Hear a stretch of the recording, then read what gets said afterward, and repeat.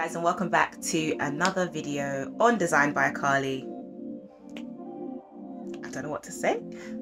It's the consistency for me. Anyway, onto the topic for today's video. We are going to talk about some common interior design mistakes that you lot be making, and ways. I'm going to give you ways on how to fix them. Who are you? Just giving away all my juice. Let's get into it. The first common interior design mistake that you guys be making is buying things before measuring them. Now, I know this sounds like common sense, but you wouldn't believe the amount of people and the amount of clients that I've had that do this. Why would you buy a sofa and not measure it? Why would you buy a rug and not measure it? Why would you buy your bed and not measure the space? It makes no sense. Make it make sense. So a lot of my clients have purchased things without measuring because it was on sale. It was a great price. The delivery time is 12 weeks. I don't care. Damn! Why are you buying stuff without measuring it?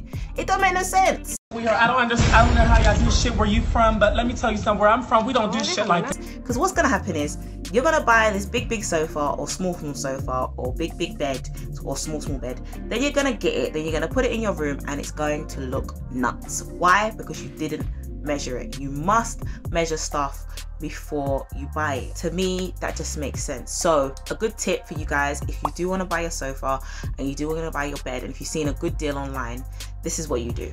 So I suggest you get your tape measure and a non-marking tape. So that's masking tape or electrician's tape. So when you put it on your floor, it doesn't mark the wood floor. If you've got carpet, doesn't matter. Any tape will do, as long as it's not duct tape, that's really strong. If it's sellotape, you're good to go. So what you do is you take your measurements online, the width and the length of whatever the item is, and you measure it across the floor. You use the tape to physically mark on that floor what the width and the length are, and you have a visual of what that item will look like before you spent your money. If you look at the space and there's not enough space to walk around, there's no space for your bedsides, whatever it is, it's the wrong size. From that moment there, you need to measure what the maximum length and maximum width you have to work with and go from there. And when you start shopping, use those measurements. Do not divert, because it will end up being too big, and that will save you time, money and hassle to return it. And depending on where you bought it from, you may not be able to return it. So do your due diligence first. Make sure that you measure it before you buy it. Don't make me have to come over there. I told you once. Now, the second interior design mistake that a lot of people make is matching furniture. Now, there's nothing wrong with matching furniture, but matching furniture is the quickest way to date your room, the quickest. Let's take a bedroom, for example. A lot of people like the mirrored furniture. You'd have mirrored side tables, bedside tables, mirrored chest of drawers, then mirrored vanity desk. It's too much. It's too much. You don't need to match anything. The only thing I'd say that you need to match is your bedside tables, because they're going either side of the bed. The chest of drawers doesn't need to match, and the vanity doesn't need to match. A little bit of variety in the room helps. It helps a lot. The same thing goes for different colors. You don't need to have the same color throughout your whole house. It's not everyday matchy. It really isn't. It's the quickest way to make it look boring. You're gonna get bored of it after like a minute, because it matches. It's too much. And then on top of that, it's gonna date your space. It's not gonna be modern. You're gonna look at it in a year and be like, I wasted my money. Try your very best not to match things. Get things that complement, so maybe the same color group and it complements the color, but it doesn't need to match exactly, unless it's a bedside table or a side table. Another mistake that you guys make is hanging your TV too low, too high, and also hanging your artwork too low, too high. Like, it drives me crazy. It drives me mad to see a picture way up to the point where you're going like this. Why am I doing that? Or a TV that is too high and you're like this. I shouldn't have to do that. When you're looking at a TV, just a tip, you should have a 25 degree angle, like upwards or downwards. It shouldn't be much. Your eye should move, not your whole head or your neck. You shouldn't be like this. When it comes to pictures, I'm 5'6", and I wouldn't hang a picture in my eye line because obviously people are taller. So it needs to be just slightly higher up, depending obviously on the size of the image. It needs to be slightly higher up. So don't have it too low. If your arms are down here hanging a picture, it's too low. It needs to be further up. Another suggestion alongside the one I told you guys about the furniture, if you're not sure about where it should be, use tape, mark it out first, do everything in practice first before you go ahead and drill into that wall. Because once you drill into that wall, there's nothing I could do. They sell filler at Wix and B&Q. That's all I'm saying. So the next interior design mistake that is commonly made is buying an area rug that is too big or is too small. The funniest story I saw on Instagram was with Big Tobes, and he bought a rug and it showed up and it was tiny. Bro, man ordered this rug thinking, yeah, pattern, it's gonna look nice in man's living room. Look at him. He was vexed. It's too funny. But that is a classic mistake if you haven't looked at the measurements online to see what they are. That is going to happen. The same way people buy chairs and items and then it turns out to be doll's house size. You didn't check the measurements. So the key is in the word. It's an area rug. It's supposed to cover the area. The good tip is if you have a sofa, your area rug should go under the front two legs of your sofa, not too far back, probably about max 15 centimeters underneath your sofa legs, and then it should be coming out. It should cover a nice space in front of your sofa. The rug shouldn't be butting up against the wall. It's too big. It's way too big. You need to measure the space before you buy the rug. It all comes back to the measurements. I don't know what to tell you. So do the same thing with the tape and measure everything out. If you've got tape all around your house, it doesn't matter. You haven't spent any money yet, so you can make as many mistakes as you need to. Make sure you measure the area that you would like the rug to cover before you make a purchase. I'm telling you, because to return a rug is long. Like, to return a rug is so long. I've done it, it's long. It comes all nicely wound up. You throw away all the original packaging because you get excited. Then you realize, oh, it's too small. How am I going to return it? Then you've got to find the packaging. Then you've got to get a courier to come pick it up. It's long.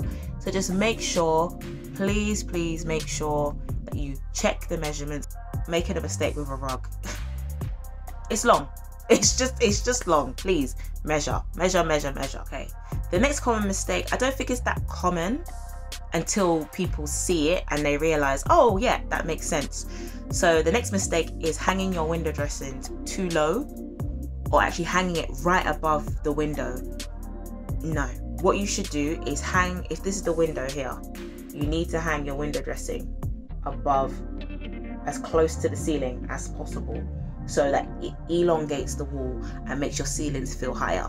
If you have the curtain pole too low, it's gonna make the room feel a bit stubby and you're gonna lose ceiling height. Put your window dressing, your curtain pole as high as possible to the ceiling. In fact, even if you can put it on the ceiling, it will make your windows and your walls look a lot better.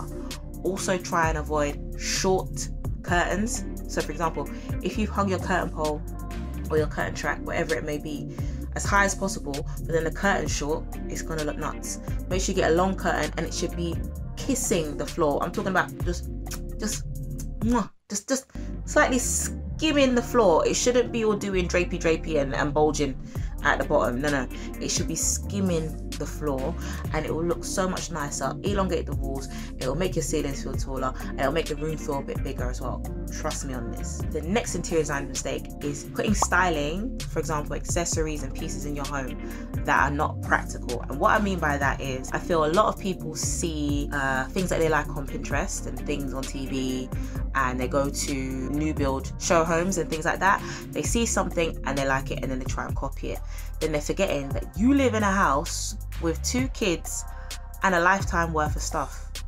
Honey, trying to keep that sideboard clear, it's just not gonna work. Don't get me wrong, there are some styling options that will really work, like coffee table books and styling on a bookshelf and styling on a shelf unit and things like that. They will work.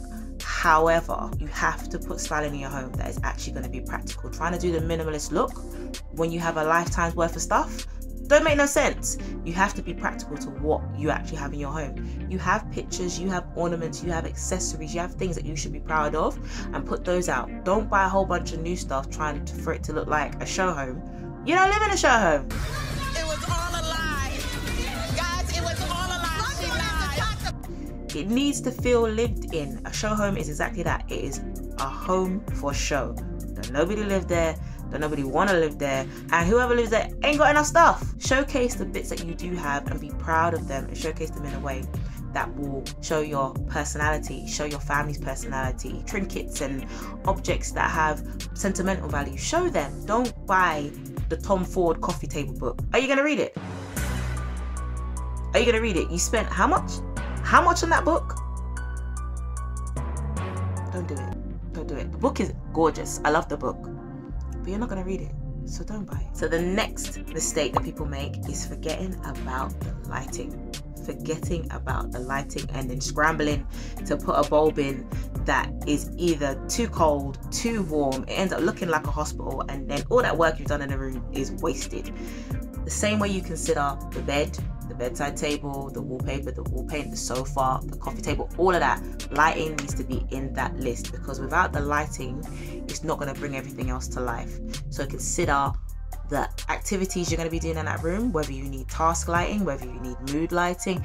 It needs to be a considered thing, because if you mess up the lighting, it's just going to end up looking crazy.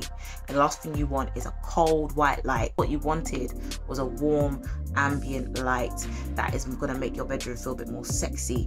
Obviously you can have, you know, the two types of lighting where you can go from ambient to mood. Cool, you can do that, but definitely consider within the design process, the lighting is very, very important. So the last interior design mistake on my list, now this is a bit controversial, but it's a mistake in a sense, but not a mistake.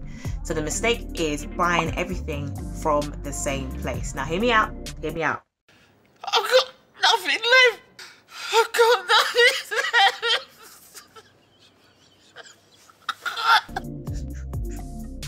Please hear me out.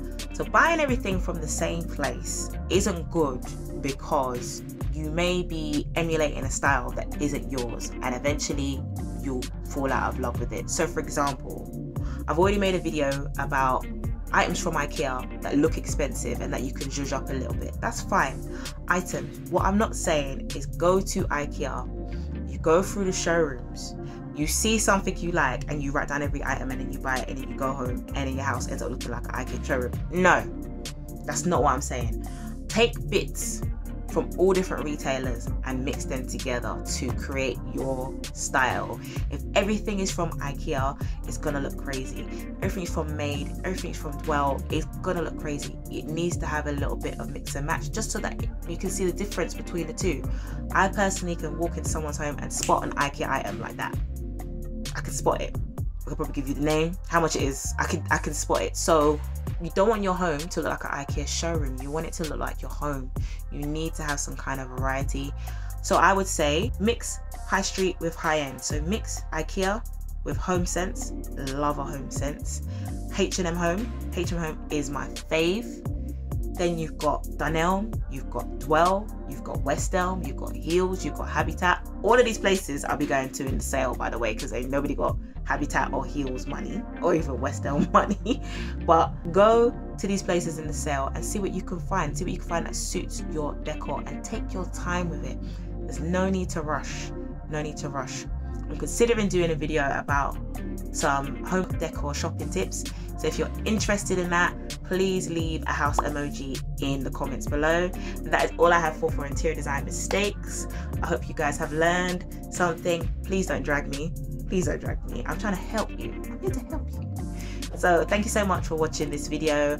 I really appreciate all of the love and all of the support that I'm getting. All of my friends and all of my family have really been supporting me, so I appreciate you, and people that I don't know as well. Thank you so much for joining me, and please follow me on social media: Facebook, Pinterest, TikTok, which is now my new fave, Instagram. Follow me and interact with me. I'd love to hear from you all, and please don't forget to like and subscribe to my channel and comment down below, and I will see you guys on the next one. Thank you so much. Mwah.